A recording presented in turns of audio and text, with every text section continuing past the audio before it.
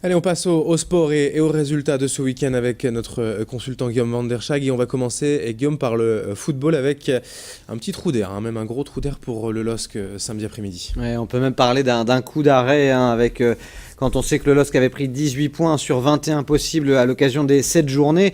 On peut même rappeler que sur les 7 journées, le LOSC n'avait encaissé que 4 buts. Et bien là, sur une seule et même soirée, 6 buts d'un coup, ça fait mal. D'ailleurs, une journée qui a été prolifique, cette 34e journée a donné 37 réalisations. C'est l'une des journées les plus prolifiques de Ligue 1 cette saison. Mais en tout cas, ça n'a pas souri aux Lillois. C'était clairement la défense lilloise, Adrien, qui a été aux abonnés absents, notamment Kiar, Korchia et Bacha, qui ont été dépassés par la vivacité offensive des Parisiens. Aignement, en plus de ça, a été loin de son meilleur niveau. Il l'a avoué en conférence de presse d'après-match. Et puis face à Lavezzi, Cavani et puis même Pastore, c'est pour moi l'un des meilleurs joueurs du championnat de France de Ligue 1, qui distille toujours des passes millimétrées, qui est toujours vers l'avant, qui remporte énormément de duels, et c'était le cas ce week-end.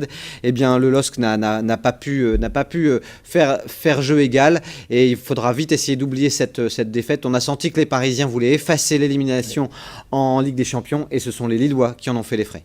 Et malheureusement, c'est peut-être un coup d'arrêt, une croix mise sur les qualifications en place européenne. On en reparlera forcément.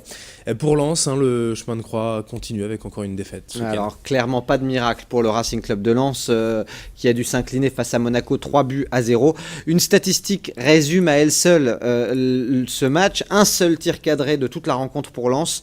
Voilà, c'est un bon résumé d'une rencontre dans laquelle les 100 et or ont été toujours dépassés, souvent résignés, voire abattus. Ce n'est pas comme ça que les Artésiens vont réussir à sauver l'honneur. C'est pourtant ce qu'attend d'eux Antoine Camboiré, leur coach. Alors, plus que 4 matchs à souffrir, et comme vous le disiez en préambule, c'est une fin de saison qui s'apparente un petit peu à un chemin de croix pour les Lensois. Et encore saluer tout de même les supporters qui étaient nombreux. Le stade était plein quand même pour suivre ce match dans des conditions difficiles. Un petit mot de Ligue 2 aussi pour terminer. Avec le match Brest-Valenciennes qui a souri aux Bretons, 1-0. C'est la victoire de Brest. Plutôt malheureusement un très bon match des Valenciennois, qui n'ont pas été récompensés d'un jeu généreux, d'un jeu tourné vers l'avant. David Lefrappert, leur coach, a même souligné que c'était peut-être le meilleur match depuis qu'il avait pris les rênes de l'équipe. Malheureusement, en tout cas, ça s'est soldé par une défaite. Alors Valenciennes a l'occasion de vite oublier cette déconvenue avec la réception de Nancy demain soir. Attention, Nancy joue encore peut-être un ticket pour la Ligue 2, donc c'est une équipe difficile à jouer pour les Valenciennois.